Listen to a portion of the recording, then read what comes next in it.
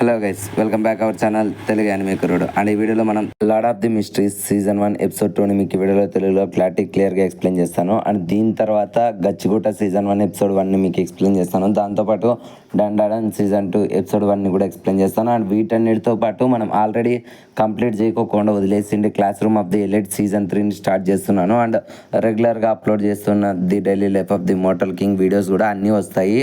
కొంచెం డిలే అయినా ప్రతి ఒక్క యానిమే ఎక్స్ప్లెనేషన్ అనేది మీకోసం తప్పకుండా ఎక్స్ప్లెయిన్ చేయడానికి అయితే ట్రై చేస్తున్నాం. సో మా ఎఫర్ట్స్ అనేవి గుర్తించి అండ్ మా వీడియోస్ మీకు నచ్చితేనే లైక్ చేయండి, ఒకవేళ నచ్చకుంటే డిస్లైక్ చేయండి. అండ్ ఎలా అనిపించిందో ఒక కామెంట్ అనేది మా కోసం చేస్తారని భావిస్తున్నాను. ఇంకా లేట్ అండ్ ల్యాగ్ లేకుండా వీడియో అనేది మొదలు పెట్టేద్దాం. ఇప్పటికే చాలా డిలే అయిపోయింది. లాస్ట్ ఎపిసోడ్ ఎండింగ్లో డన్ వచ్చేసి క్లెన్కి ఒక ఆఫర్ ఇచ్చి ఉంటాడు, నువ్వు మాతో పాటు బియాండ్ డ్రెస్లో ఒకటిగా జాయిన్ అయిపోవచ్చు అని చెప్పి. క్లెన్ కూడా దాని గురించి బాగా ఆలోచించి సరేలే నేను దీంట్లోనే జాయిన్ అవుదాము, ఇప్పుడు నేనున్న సిచ్యువేషన్లో బహుశా నాకు ఇదే బెటర్ ఆప్షన్ అని అనుకుంటాడు. కాకపోతే ఇందులో జాయిన్ అవడం వల్ల తన గురించి అందరికీ తెలిసిపోతుందని కొంచెం భయం ఉన్నా కూడా ఇదొక్కటి తనకు హెల్ప్ చేయగలదని తను డిసైడ్ అవుతాడనమాట. సో తను ఇచ్చిన అడ్రస్ని పట్టుకొని ఆ విజిటింగ్ కార్డ్ని తీసుకొని అక్కడికి వెళ్తాడు. తీరా చూస్తే అదొక బార్. ఆ బార్లో ఉన్న జనాలందరూ జంతువులు ఒకదానితో ఒకటి కొట్టుకోవడానికి చూస్తూ ఉంటాయి. క్లియర్గా మన ఊర్లో కోడి పందాలు అక్కడ జంతువుల మీద వీళ్ళు జనాలు పందాలు వేసుకుంటూ ఉంటారనమాట. అక్కడ బార్ టెండర్ వచ్చేసి మన క్లెయిన్ చూసి నీలాంటి ఒక మామూలు మనిషి ఇక్కడికి ఎందుకు వచ్చాడు అని అరుస్తాడు. అందుకతడు లేదు నన్ను డక్కే ఇక్కడికి రమ్మని చెప్పినాడు అంటే, ఏంటి బాస్ నేను ఇక్కడికి రమ్మన్నాడా అని చెప్పి షాక్ అవుతాడు. అంతలోనే అక్కడికి ఒక అమ్మాయి వస్తుంది అనమాట. వచ్చి తన క్లెయిన్ దగ్గరికి వెళ్ళి తను ఇంట్రడ్యూస్ చేసుకుంటుంది. హాయ్, నా పేరు రోజానా, మీరు ఇక్కడికి వస్తారని నాకు బాస్ చెప్పారు, మీరు నాతో పాటు రండి అని చెప్పి తీసుకొని వెళ్తూ ఉంటుంది. తను దారిలో ఈ డిపార్ట్మెంట్ గురించి మాట్లాడుతూ ఉంటుందన్నమాట. అంతలోనే వాళ్ళకు ఒక అమ్మాయి కనిపిస్తుంది. తన పేరు రోజాలి. తను ఇక్కడే ఉంటుంది, తనని నువ్వేం పెద్దగా పట్టించుకోవాల్సిన అవసరం లేదని చెప్తుంది అనమాట. ఎందుకో అమ్మాయి కొంచెం మిస్టీరియస్గా అనిపిస్తుంది. తర్వాత వాళ్ళు పైనుంచి కిందకి వెళ్తాడు, లైక్ అండర్ గ్రౌండ్ మాదిరిగా ఉంటుంది ఆ ప్లేస్. సో తను వెళ్తూ ఉన్నప్పుడు సరే నన్ను ఇంట్రడ్యూస్ చేసుకున్నాను కదా, మీరు ఎప్పటి నుంచి జాయిన్ అవుతున్నారని ఒకరికొకరు మాట్లాడుకుంటూ వెళ్తారు. తర్వాత సరే ఇక్కడి వరకు చాలు, మీరు వెళ్ళండి, మీరు వెళ్ళి బాస్ని కలవండి అని చెప్తుంది. అందుకని ఎందుకు నువ్వు కూడా నాతో పాటు రావచ్చు కదా అని అడుగుతాడు. లేదు, నాకు ఎందుకు బాస్ని చూస్తే చాలా భయంగా ఉంటుంది, నిజానికి అతనేం చెడ్డవాడు కాదు, చాలా మంచివాడు, దయగలవాడు, కానీ ఎందుకో తనంటే నాకు కొద్దిగా భయము, సో మీరే వెళ్ళండి అని చెప్తుంది అనమాట. అందుకు క్లెయిన్ సరే అని చెప్పి లోపలికి వెళ్తాడు. డగ్ వచ్చేసి క్లెయిన్ని చూసి సరేలే మొత్తానికి నువ్వు డిసైడ్ అయ్యావన్నమాట, సరే రా ఇక నుంచి నువ్వు మాలో ఒకటివి అని చెప్పి తనకి కొన్ని డిఫరెంట్ అనేటివి పేపర్స్ చూపిస్తాడు, లైక్ జాయినింగ్ ప్రాసెస్ అనమాట. అవన్నీ చాలా కాన్ఫిడెన్స్ అని చెప్తాడు. వాటి మీద పోలీస్ డిపార్ట్మెంట్ అని ఉండడం చూసి ఇతను షాక్ అవుతాడు. మీరందరూ ఇన్వెస్టిగేటర్స్ అనుకున్నాను కదా, ఇదేంటి దీని మీద పోలీస్ డిపార్ట్మెంట్ అని ఉంది అని ఆలోచిస్తాడు. అవును, మేము జస్ట్ అది నేమ్ గా యూజ్ చేసుకుంటూ ఉన్నాము, కానీ నిజానికి మేము ఎవర్నైజ్ గోల్డెన్ చర్చ్ యొక్క పరిధిలోకి వస్తాము, మేము దానికోసమే పని చేస్తున్నామని వాళ్ళ గురించి క్లియర్ గా ఎక్స్ప్లెయిన్ చేస్తాడనమాట క్లెయిన్ కి. క్లెయిన్ కూడా ఈ విషయాన్ని విని చాలా సంతోషపడతాడనమాట. సో అయితే ఇక మీద నుంచి నేను కూడా మిమ్మల్ని కెప్టెన్ అవుతాను, కెప్టెన్ అని పిలుస్తానని చెప్తాడనమాట. సో దాంతో ఇతను వాళ్ళలో ఒకటిగా జాయిన్ అయిపోతాడు. సరే కెన్, నాకు చాలా సంతోషంగా ఉంది, ఇక మీరు నువ్వు కూడా మాలో ఒకటివే, కాకపోతే నేను చెప్పింది నువ్వు చేయాలి, ఎందుకంటే ఇక్కడ చాలామంది వాళ్ళ సెల్ఫ్ కంట్రోల్ కోల్పోవడం వల్ల చనిపోయారు, సో నేను అనుకుంటున్నాను నువ్వు అలాంటి వాడివి కాదని అని చెప్పి తన చేతికి ఒక కొవ్వొత్తిని ఇస్తాడనమాట. ఆ కొవ్వొత్తిని తీసుకొని ఇదేంటప్ప వీడు కొవ్వొత్తి ఇచ్చాడు అని ఒక చిన్న డౌట్ వస్తుందన్నమాట క్లెయిన్కి. దాన్ని తీసుకొని వాళ్ళు కిందికి వెళ్తారు. అక్కడ రకరకాల సమాధులు ఉంటాయన్నమాట, కొవ్వొత్తులు కూడా వెలిగించి ఉంటారు. అతను ఆ కొవ్వొత్తుని అక్కడ వెలిగించి క్లెయిన్తో ఇలా చెప్తారు, నిజానికి వీళ్ళందరూ సాక్రిఫైస్ చేయబడిన వాళ్ళు, వీళ్ళు చాలా వరకు వాళ్ళ మీద వాళ్ళ కంట్రోల్ లేకపోవడం వల్లే జరిగింది. సో ఇప్పుడు నేను నీ గురించి నీకు కొన్ని క్వశ్చన్స్ అడుగుతాను, దానికి కరెక్ట్గా సమాధానం చెప్పాలని చెప్తాడనమాట. ఈ వరల్డ్ యొక్క క్రియేటర్ గురించి నీకు ఏమైనా తెలుసా అని అడుగుతాడు. అవును, నేను ఆ స్టోరీని విన్నాను, ఈ వరల్డ్ ఎవరైతే క్రియేట్ చేస్తారో నిజానికి అది చూడడానికి ఒక డ్రాగన్ లాగా ఉంటుందన్నమాట. సో మనం దాన్ని డ్రాగన్ అని అనుకుంటాము, వాళ్ళు దాన్ని క్రియేటర్ అని చెప్తారు. సో ఆ క్రియేటర్ యొక్క ఒక కంటి నుంచి సూర్యుడు, ఇంకో కంటి నుంచి చంద్రుడు, అలాగే తన బాడీలో ఉన్న డిఫరెంట్ పార్ట్ల నుంచి డిఫరెంట్ అయిన జాతులు ఉత్పన్నమయ్యాయి. అలాగే వాళ్ళలో నుంచే బియాండర్స్ కూడా రెడీ అయ్యారు. బియాండర్ అవ్వాలంటే మనం ఫస్ట్ ఎపిసోడ్లో ఏమైతే ఎక్స్ప్లెయిన్ చేశానో క్లియర్గా దాని గురించి ఇక్కడ మాట్లాడతారనమాట, పోషన్స్ గురించి. అప్పుడే ఒక్కసారిగా క్లెయిన్ బుర్రలో ఒకటి వెలుగుతుంది అనమాట. తను లాస్ట్ టైం ఎవరినైతే ఇద్దరిని సమన్ చేసుంటాడు కదా, అందులో కూడా ఒక అబ్బాయి ఈ చర్చ్ గురించి అలాగే పోషన్స్ గురించి చెప్పడం తనకి గుర్తొస్తుంది. అవును కదా, తను కూడా చెప్పాడు కదా పోషన్స్ గురించి అని. అలాగే ఇక్కడ డగ్ కూడా అదే అంటారు, నిజానికి మనుషులు 5 పోషన్స్ రెడీ చేయగలుగుతారు, అందులో 4 పోషన్స్ ఏవైతే ఉంటాయో వాళ్ళకి యూస్ఫుల్గా ఉంటుంది. ఆ 4 పోషన్స్ స్టేజ్ నుంచి నువ్వు బియాండర్ అవ్వడానికి మార్గం అనేది దొరుకుతుందని చెప్తాడనమాట. అలాగే ఇక్కడ డగ్ వచ్చేసి 2 రకాలమైన మనుషుల గురించి చెప్తాడు, ది కోర్ప్స్ కలెక్టర్ అని. వాళ్ళు ఎవరైతే ఉంటారో వాళ్ళు 4 పోషన్స్ ని మాత్రమే యూజ్ చేస్తారనమాట. ఈ కార్ప్స్ కలెక్టర్ ఎవరైతే ఉంటారో వాళ్ళు డిఫెన్స్ లో చాలా వరకు యూజ్ అవుతారు. అలాగే మిస్టీరియస్ అనే పవర్స్ ఉంటాయి. కాకపోతే నిజానికి వాళ్ళు కొద్దిగా వీక్ గా కూడా ఉంటారు. కాకపోతే వీళ్ళు అఫెన్స్ ఎక్కువగా చేయలేరు. అఫెన్స్ డిఫెన్స్ అనేవి ఏం లేదు. లైక్ డిఫెన్స్ అంటే ఎవరైనా మన మీద దాడి చేసినప్పుడు మనల్ని మనం డిఫెండ్ చేసుకునేది వాళ్ళ దగ్గర నుంచి వాళ్ళని ఆపడానికి.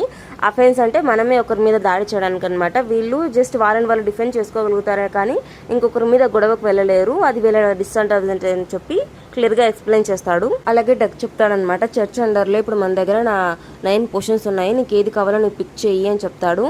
అలాగే కెన్ ఎప్పుడైతే మనం డిసైడ్ చేయాలనుకుంటాడో అప్పుడే డక్ చెప్తాడు, నువ్వు మన దగ్గర పోర్షన్స్ ఉన్నాయని కదా అని అంత త్వరగా డిసైడ్ అయిపోకు, ఎందుకంటే ఇది చాలా బాగా ఆలోచించి తీసుకోవాల్సిన నిర్ణయం, నీకు జస్ట్ ఒక ఛాన్స్ మాత్రమే ఉంటుంది. సో ఒక పని చెయ్యి, కింద ఒక లైబ్రరీలో ఒక ముసలోడు ఉంటాడు, అతని దగ్గరికి వెళ్ళు, అతనికి ఎక్స్ప్లెయిన్ చేస్తాడు, హెల్ప్ చేస్తాడని చెప్తాడు. క్లెన్ కూడా సరే అని చెప్పి ఆలోచించుకుంటూ వెళ్తాడు.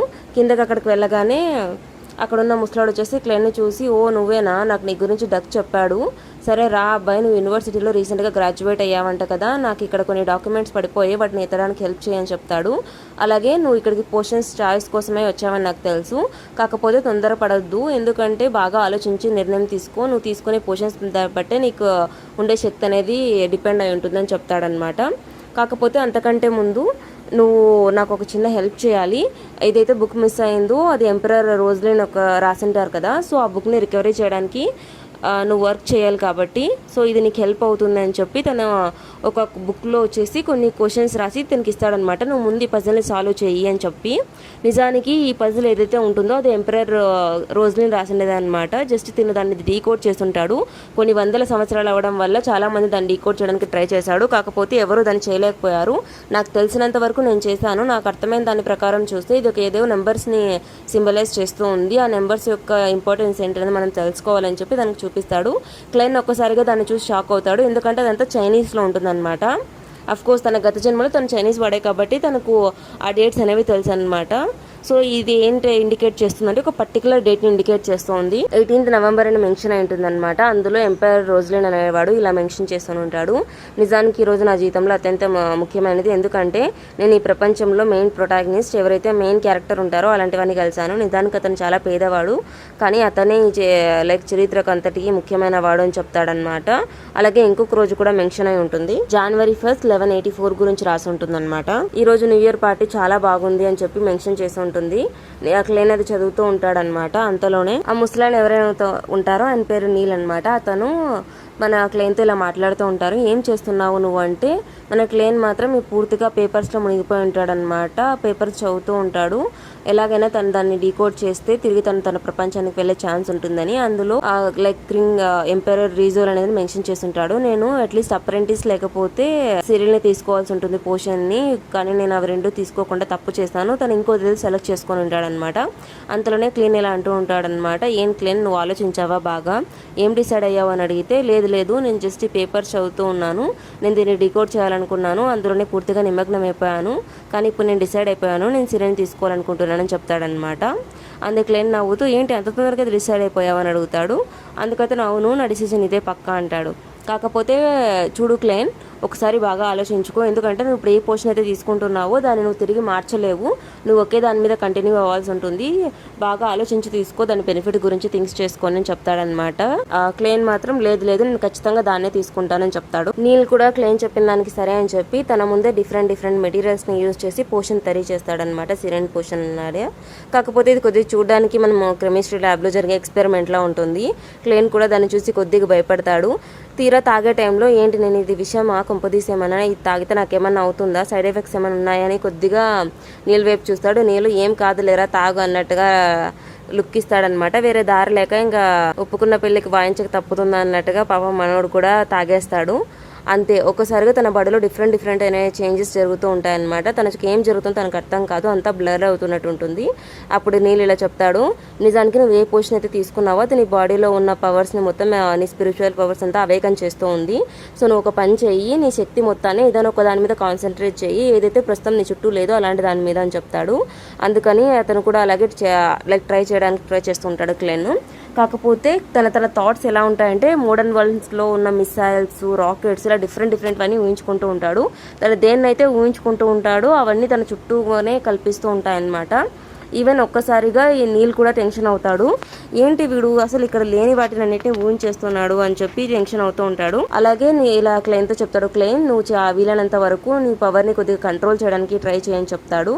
కాకపోతే తన స్పిరిచువల్ ఒక పవర్ ఏదైతే ఉంటుందో అది చాలా ఉంటుంది. అవుట్ ఆఫ్ కంట్రోల్ అయ్యి తన చుట్టూ ఉన్న వస్తువులన్నిటికీ కదులుతూ లైక్ భూకంపం వచ్చేలా ఉంటుంది. సో తన నీల్ భయపడి కొద్దిగా శాంతించు అని చెప్తూ ఉంటాడు.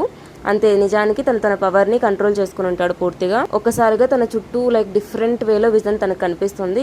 దీన్ని చూసి షాక్ అవుతాడు. అవును, నిజానికి నేను నిన్ను చూసినప్పుడు నీ గురించి కరెక్ట్ గానే అంచనా వేశాను. నువ్వు చాలా ప్రత్యేకమైన వాడివి.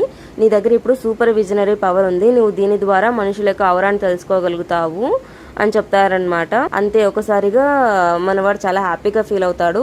కాకపోతే ఎవరో బ్యాక్ సైడ్ నుంచి తను గమనిస్తున్నట్టు కనిపిస్తుంది. ఎవరున్నారనేది తనకు సరిగ్గా అర్థం కాదు. అక్కడి నుంచి వాళ్ళు వెళ్ళిపోతారనమాట. తిరిగి తన పవర్స్ని యూజ్ చేసి వాళ్ళని చూద్దాం అనుకుంటాడు. అంతలోనే ఉన్నట్టుండి తన హెడ్ చాలా నొప్పిస్తుంది. ఆ పోషన్ తీసుకున్న తర్వాత మన క్లెయిన్ యొక్క కళ్ళు కూడా కొద్దిగా బ్లాక్ కలర్ గా ఉంటాయన్నమాట. ఇది ఆ పోషన్ యొక్క పవర్ అని చెప్తారు. తిరిగి తన అక్కడి నుంచి డగ్ దగ్గరికి వెళ్తాడనమాట. డగ్తో హాయ్ అని చెప్తాడు. కాకపోతే తన విజనరీ పవర్ గురించి నీల్ దగ్గర మాట్లాడింది గుర్తు తెచ్చుకుంటాడు అనమాట. నీల్ తనకు చెప్పని ఉంటాడు, ఈ విజనరీ పవర్ ఏదైతే ఉందో నువ్వు దాన్ని చాలా యూజ్ చేసి నీ ఇమాజినరీ వాళ్ళనే క్రియేట్ చేసావు కదా, దానివల్ల నువ్వు కొద్దిగా స్ట్రెయిన్ అయిపోయావు. నువ్వు దీన్ని ఆపాలి అనుకుంటే నేను నుదుటి మధ్యన ట్యాప్ చేసుకొని చెప్తారనమాట. అదే దానికి power and of and on button అని చెప్తాడు. అలాగే నీకు ఏదైతే పవర్ దొరికిందో నువ్వు దాంతో స్పిరిచువాలిటీని కూడా హ్యాండిల్ చేయొచ్చు అని చెప్పి తనకి డీమన్ హంటింగ్ యొక్క బుల్లెట్స్ కూడా ఇస్తాడు. అలాగే తన బ్యాచ్ కూడా ఇస్తాడు. సరే నువ్వు వెళ్ళి డక్ దగ్గర నీ బ్యాచ్ అలాగే డాక్యుమెంట్స్ అన్నిటిని సైన్ చేసి కలెక్ట్ చేసుకో అని చెప్తాడనమాట. తను అందుకే డక్ దగ్గరకు వచ్చి ఉంటాడు. డక్ వచ్చేసి తను చూసి చాలా సంతోషపడతాడు. నేను విన్నాను నువ్వు ఇక్కడ విషయాలన్నీ చాలా తెలివిగా అబ్జర్వ్ చేసుకుంటున్నావని. నాకు తెలుసు నువ్వు చాలా ప్రత్యేకమైన వాడివి. కాకపోతే నీ ప్రత్యేకత నీకు ఇప్పుడు చాలా ప్రమాదము. ఎందుకంటే ఇక్కడ జాయిన్ అయిన కొత్తలో నువ్వు ఇప్పుడు ఆఫీసర్ కాదు, జస్ట్ ఒక క్లర్క్ మాత్రమే. కాబట్టి నువ్వు చూడకూడనివి అలాగే వినకూడనివి నువ్వు చాలా వింటూ ఉంటావు. దేనిని ఎక్కువ పట్టించుకోవద్దు, లేదంటే అది నీకే ప్రమాదం అని చెప్తాడు. అలాగే నీ శాలరీ కూడా నేను డిసైడ్ చేశాను. నీకు వీక్లీ వచ్చేసి 3 pounds ఉంటుంది, అక్కడ అడ్వాన్స్ ఉంటున్నాయి తీసుకో అని చెప్తాడు. అందులో వచ్చేసి మొత్తం 12 pounds ఉంటుంది అనమాట. అది చూసి షాక్ అవుతాడు. ఎందుకంటే తన కజిన్కి జస్ట్ 5 pounds మాత్రమే శాలరీ అనమాట. కానీ ఇప్పుడు తనకు ఒకేసారిగా 12 pounds వచ్చి ఉంటుంది. అది కూడా ఎవ్రీ వీక్ 3 pounds అనమాట. ఇది విని చాలా హ్యాపీగా ఫీల్ అవుతాడు. డక్కు నువ్వు ముందు వెళ్ళి ఒక మంచి కోట్ కొనుక్కో బజార్లో అని చెప్తాడు. ఆ క్లెయిన్ కూడా బయటకు వెళ్ళి ఒక మంచి కోట్ కొనుక్కుంటాడు. అంతలో బండిలో లియోనార్డో వస్తాడనమాట.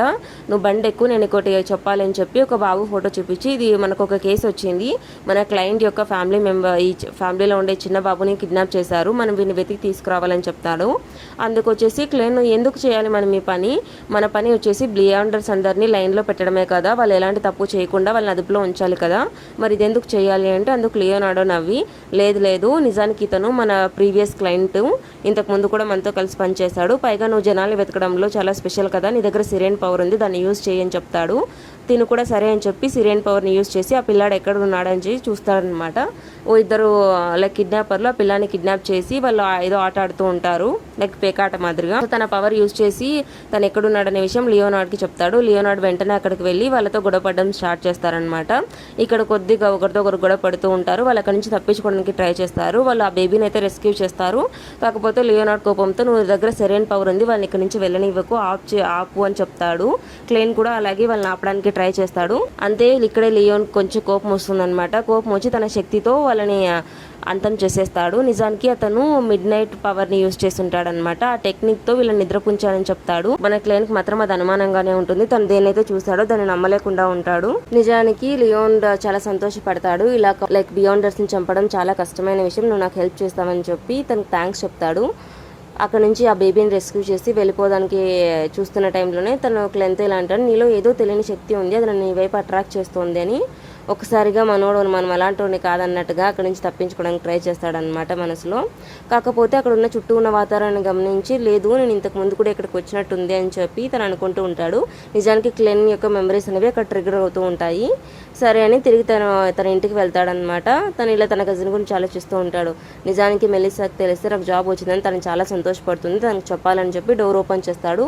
ఒకసారిగా డోర్ ఓపెన్ చేస్తేనే తన ఇంట్లో కాకుండా ఏదో డిఫరెంట్ ప్లేస్లోకి వదిలింటాడు అనమాట. ఇది అదే ప్లేసు, ఇంతకుముందు ఎక్కడైతే ఆ బాబుని కట్టేసి ఉంచారో ఆ ప్లేసు. అక్కడే క్లెన్కి తన నోట్బుక్లో ఉన్న రాసిన విషయాలు కూడా గుర్తొస్తాయి. అందరూ చనిపోతారు, అందరితో పాటు నేను చనిపోతానని.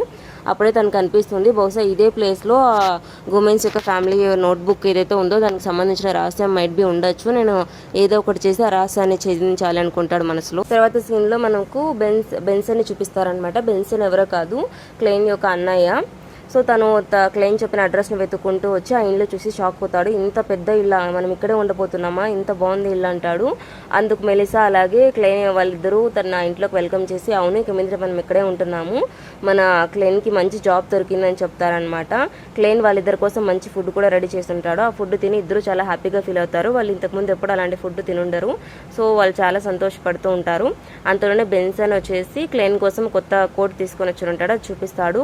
క్లెయిన్ దాన్ని చూసి షాక్ అవుతాడు. ఇది చాలా ఖరీదుగా ఉంటుంది కదా, ఎందుకు తెచ్చావు నా కోసము, నువ్వు అనవసరంగా ఎందుకు అంత డబ్బులు వేస్ట్ చేసావు, నేను దీన్ని తీసుకోలేనని చెప్తాడు. అందుకు మెలిసా అతని దగ్గరికి వచ్చి నువ్వేం టెన్షన్ పడకు, బెన్సన్ ఎప్పటి నుంచో నీ కోసం డబ్బులు దాచిపెడుతూ ఉన్నాను, కాకపోతే ఇప్పుడు నువ్వు కొత్త జాబ్లో జాయిన్ అయ్యావు కదా, నువ్వు మంచి బట్టలు వేసుకోవాలి, ఇది ట్రై చేసి చూడని చెప్తుంది అనమాట. బెన్సన్ కూడా అవును నువ్వు దీన్ని ట్రై చెయ్యి, నీ జాబ్కి ఇది చాలా ఇంపార్టెంట్ అని చెప్తాడు. మన క్లెయిన్ దాన్ని వేసుకొని చూస్తే అది అతనికి కరెక్ట్గా సూట్ అయి ఉంటుంది. అందరూ చాలా హ్యాపీగా ఉంటారనమాట. బెన్సన్ వచ్చేసి మన క్లెయిన్ తల మీద చేపెట్టి నుమురుతూ ఉంటాడు. ఒక్క నిమిషంగా క్లెయిన్కి వాళ్ళ అమ్మ నాన్న గుర్తొస్తారు. బెన్సన్ ఇలా అంటాడు, నిజానికి నువ్వు దేని గురించి థ్యాంక్స్ చెప్పాల్సిన అవసరం లేదు, మనమంతా ఒకే ఫ్యామిలీ, ఒకరికొకరు తోడుగా ఉండాలి అని చెప్తారనమాట. వీళ్ళందరూ కలిసి మన క్లెయిన్కి జాబ్ దొరికిందని చెప్పి పార్టీ చేసుకుంటూ ఉంటారు. ఈ పార్టీతోనే ఎపిసోడ్ అనేది ఎండ్ అయిపోతుంది. ఐ హోప్ ఈ వీడియో మీకు నచ్చిందని అనుకుంటున్నాను. సో ఈ వీడియో మీకు ఎలా అనిపించింది, నచ్చితే ఒక లైక్ అనేది వేసుకోండి, అండ్ నచ్చకుండా డిస్లైక్ అనేది వేసుకోండి. అండ్ ఈ వీడియో మీకు ఎలా అనిపించిందో తప్పకుండా కామెంట్ సెక్షన్లో మాతో షేర్ చేసుకోండి. అండ్ కామెంట్ సెక్షన్లో మీరు షేర్ చేసుకోండి. ప్రతి ఒక్క కామెంటు మాకు ఒక ఫీడ్బ్యాక్ అనేది ఇస్తుంది అనమాట. సో డెఫినెట్లీ కామెంట్ చేయడం మర్చిపోకండి. అండ్ ఇప్పటి వరకు మీరు మన ఛానల్ని కంటెంట్ని చూసి మరీ సబ్స్క్రైబ్ చేసుకోకుంటే ఇంకెందుకు వెయిట్ చేస్తున్నారు, ఇప్పుడే మన ఛానల్ సబ్స్క్రైబ్ చేసుకోండి అండ్ గంట సింబల్ని యాక్టివేట్ చేసుకోండి. మళ్ళీ నెక్స్ట్ ఇంకొక యానిమే ఎక్స్ప్లెనేషన్తో మీ ముందుకు వచ్చేస్తాము. Love you, me Telugu anime కుర్రోడు.